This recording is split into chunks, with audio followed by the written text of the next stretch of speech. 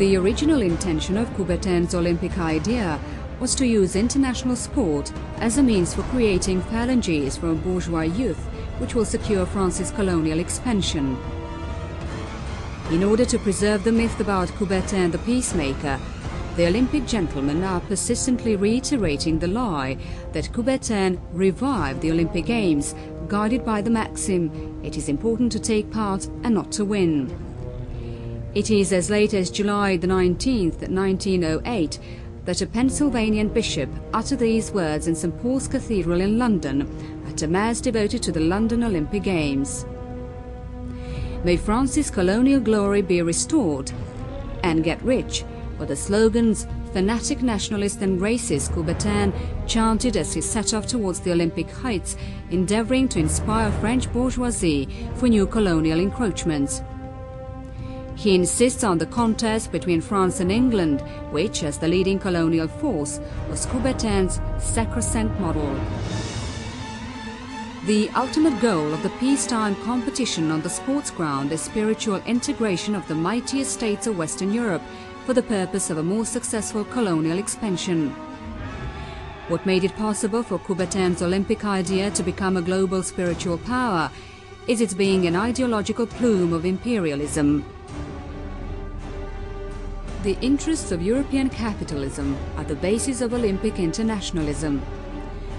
The European colonial expansion is a source from which Coubertin derived the strength for his Olympic mission and on which the success of his revival venture rested. Olympic missionaries were tasked with doing what the Catholic Church, as the leading spiritual power of the West, failed to achieve: to do away with national cultures and carry out spiritual colonization of the world.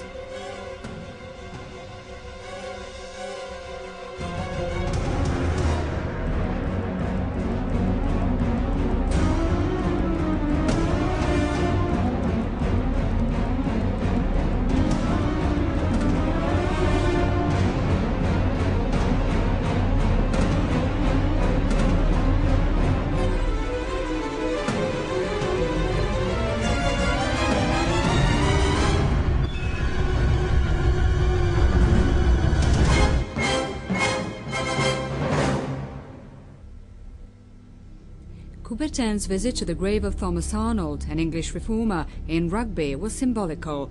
It was a pilgrimage to the original spirit of the colonial power of Victorian England, whose originator was Arnold himself. The dream of the conquest of the world by the ruling race embodied in European bourgeoisie is the vision which Coubertin would fanatically follow until his death, and whose fulfillment he would entrust to the Nazis.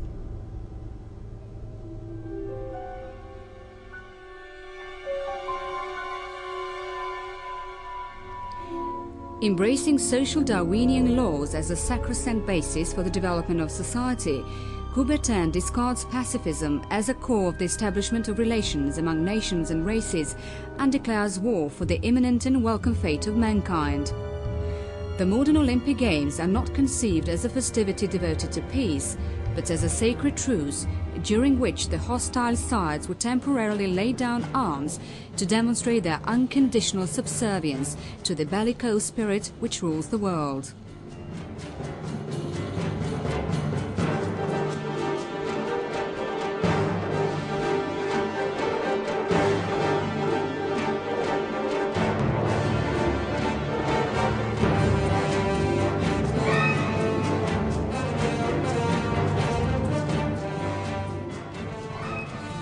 What gives special dimension to Coubertin's doctrine is his grasp of war as the highest test of man's maturity and the purest of forms in which natural selection is realized, being the basis of the improvement of mankind. The bringing up of youth in a pacifist spirit constitutes an obstacle to evolution and progress, and as such it represents the worst of crimes. Coubertin despises man's love of men, but extols man's love of arms, symbolizing the ruling death-dealing power and men's unconditional submission to the power. What is the cross for a Christian? That is the sword for Coubertin. That no exaggeration is at issue is testified to by the following pacifist view of Coubertin's, published in the official Olympic newspaper Revue Olympique in 1913. contact with arms renders a young boy man. A wonderful tradition established by the Germans, from which every chivalry originates. The ability and readiness to kill a man is, according to Coubertin, the supreme human value. It is in this stand that the essence of Olympic pacifism is expressed.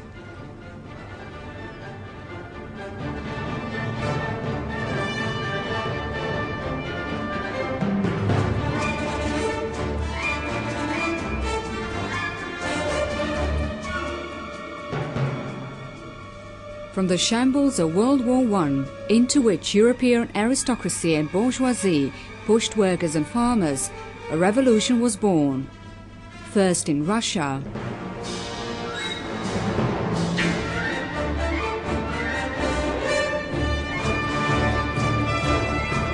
and then in Germany.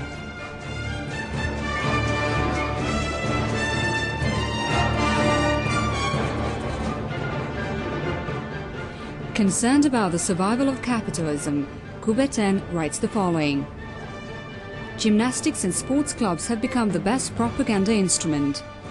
Their present-day duty is to place themselves in the service of masses.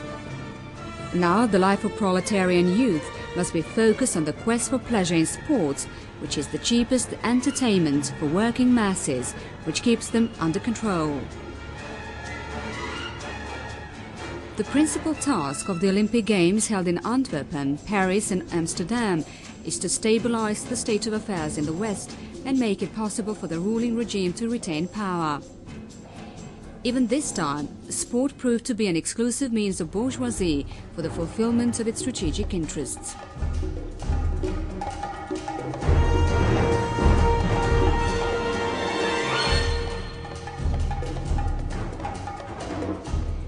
The Olympic Games of 1932, held in Los Angeles, were a spectacular smokescreen of Hollywood type, which was to cover up the horrible consequences of the big economic crisis and to preserve the myth of America as a promised land.